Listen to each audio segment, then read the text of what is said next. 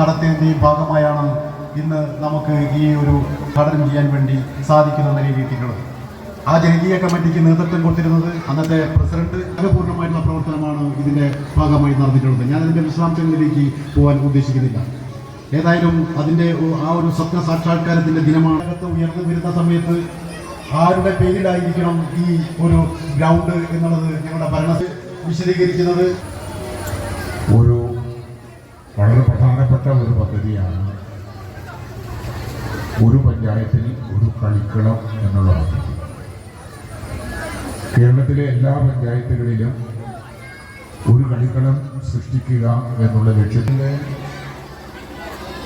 ആസ്തി വികസന ഫണ്ടിൽ നിന്ന് 9 ലക്ഷം ചേർത്ത് നിർമ്മിക്കുന്ന ഈ കളിക്കളം ഇന്ന് കേരളത്തിലുള്ള മറ്റുള്ള എല്ലാ കളിക്കളങ്ങളിൽ നിന്നൊരു വ്യത്യസ്തത ഉണ്ട്. അത് കേരളത്തിലെ കമ്മ്യൂണിസ്റ്റ് പ്രസ്ഥാനത്തിൻ്റെ നിഷേധനായിട്ടുള്ള സഖാവും ധീര വിപ്ലവകാരിയുമായുള്ള കേരളത്തിൻ്റെ മുൻ മുഖ്യമന്ത്രി VS സച്ചിദാനന്ദൻ്റെ പേരിൽ നാമകരണം ചെയ്യുക എന്നുള്ളതാണ് അതിൻ്റെ പ്രത്യേകത. തുടക്കം കുറിക്കുന്ന ഒരു സംവിധാനമാണ് ഒരു പഞ്ചായത്തിൽ ഒരു കളിക്കളം എന്നുള്ളത്. കേരളത്തിൽ ഏറ്റവും പ്രധാനപ്പെട്ടതാണ് ഈ സർട്ടിഫിക്കറ്റ് സംവിധാനം.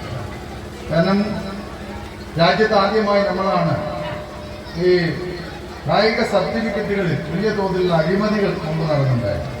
സ്വജനപക്ഷപാതം വലിയ തോതിൽ ഉണ്ടായിട്ടുണ്ട്. അപ്പോൾ അതില്ലാതാക്കാൻ വേണ്ടിയിട്ടാണ് നമ്മുടെ സംസ്ഥാനത്ത് ആദ്യമായി ഈ സർട്ടിഫിക്കറ്റ് നമ്മൾ കൊണ്ടുവന്നത്. ഇന്ന് ആ ഈ സർട്ടിഫിക്കറ്റ് രാജ്യത്തെ എല്ലാ സംസ്ഥാനങ്ങളിലും നടപ്പിലാക്കണമെന്ന് കേന്ദ്ര ഗവൺമെൻറ് നിർദ്ദേശിക്കുകയും അതിൻ്റെ അടിസ്ഥാനത്തിൽ കേന്ദ്രീകൃതമായുള്ള ഈ സർട്ടിഫിക്കറ്റ് സംവിധാനത്തിലേക്ക് അവർ മാറി.